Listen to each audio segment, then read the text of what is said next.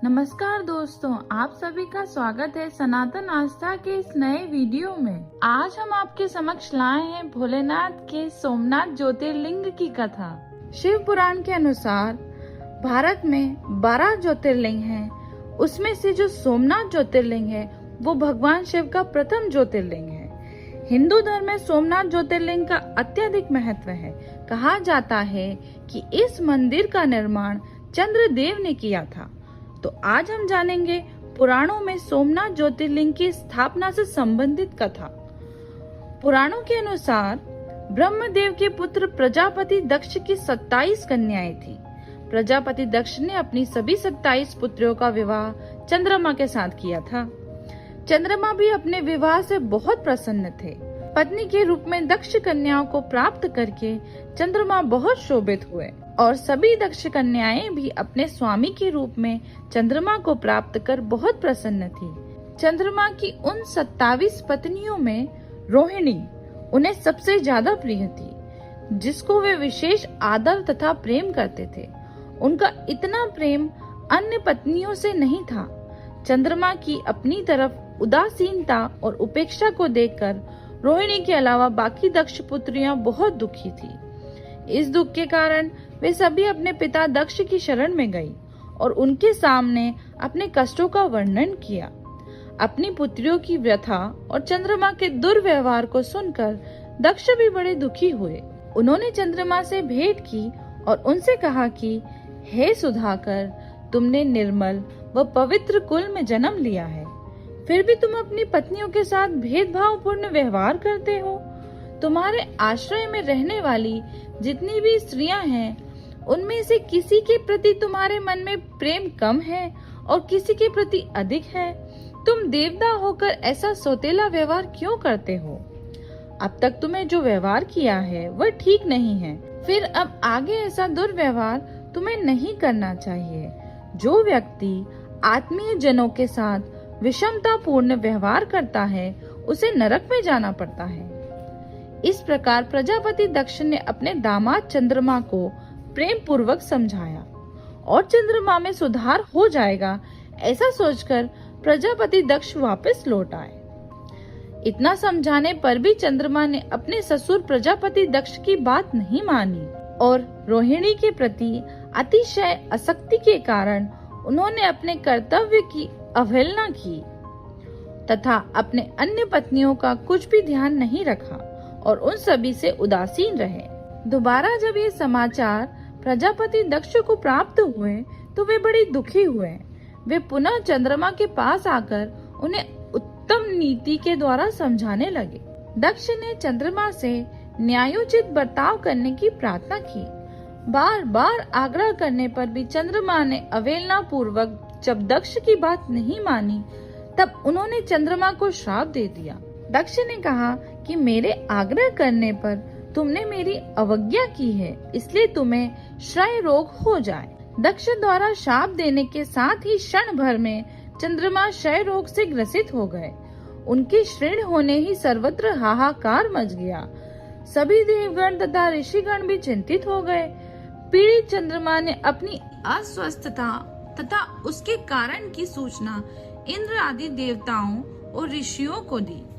उसके बाद उनकी सहायता के लिए इंद्र आदि देवता तथा वशिष्ठ आदि ऋषिगण ब्रह्मा जी की शरण में आए।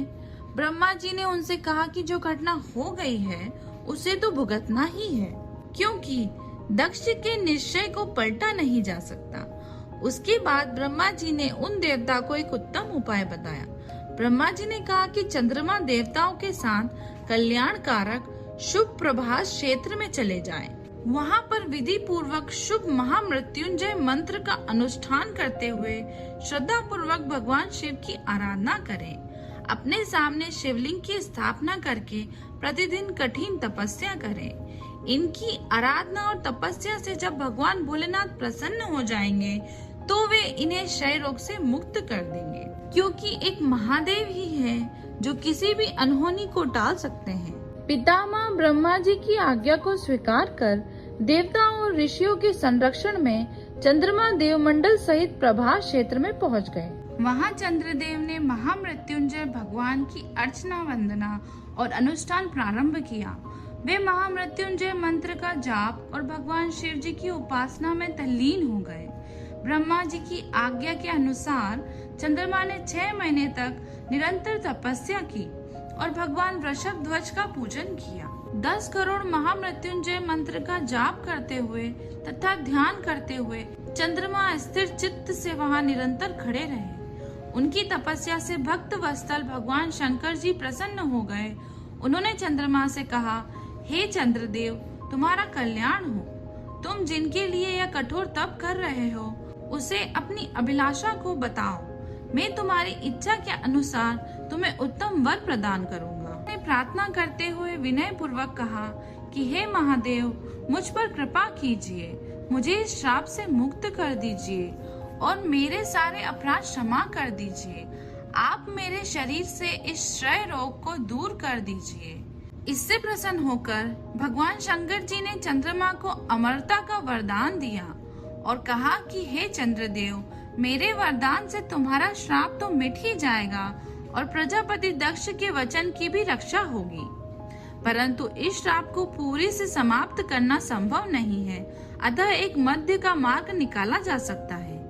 तब महादेव ने कहा कि चंद्रदेव, कृष्ण पक्ष के प्रतिदिन तुम्हारी एक एक कला क्षीण होगी, लेकिन फिर शुक्ल पक्ष में एक एक कला बढ़ जाएगी। इस तरह हर पूर्णिमा को तुम्हें पूर्ण चंद्रत्व प्राप्त होगा। इस प्रकार तुम स्वस्थ और लोक सम्मान के योग्य हो जाओगे। इससे सारे लोगों के प्राणी प्रसन्न हो उठे। भगवान शिव का कृपा रूपी प्रसाद प्राप्त कर चंद्रदेव प्रसन्न हुए। उन्होंने भक्ति भाव पूर्वक शंकर जी की स्तुति की। जब चंद्रमा श्राप मुक्त हो गए, उन्होंने सभी देवताओं के साथ मिलकर भगवान मृत्युंजय से प्रार्थना की। उन्होंने कहा कि वो और माता पार्वती सदा के लिए समस्त प्राणियों के उद्धार हेतु यहाँ निवास करें। शिव जी ने उनकी प्रार्थना स्वीकार की और ज्योतिर्लिंग के रूप में माता पार्वती के साथ तभी से वहाँ निवास करने लगे और संसार में सोमनाथ ज्योतिर्लिंग के नाम से प्रसिद्ध हुए। पावन प्रभास क्षेत्र में स्थित इस सोमनाथ ज्योतिर्लिंग की महिमा महाभारत, श्रीमद् भागवत कथा तथा स्कंद पुराण आदि में भी वर्णित की गई है। चंद्रमा को सोम भी कहा जाता है। उन्होंने यहाँ पर शिव शंकर को अपना नाथ स्वामी मानकर तपस्या की थी, इसलिए इस ज्योतिर्लिंग को सोमनाथ कहा जाता है। मान्यता है कि इस मंदिर के दर्शन, पूजन, आराधना से भक्तों के जन्म जन्मांतर के सारे पाप नष्ट हो जाते हैं।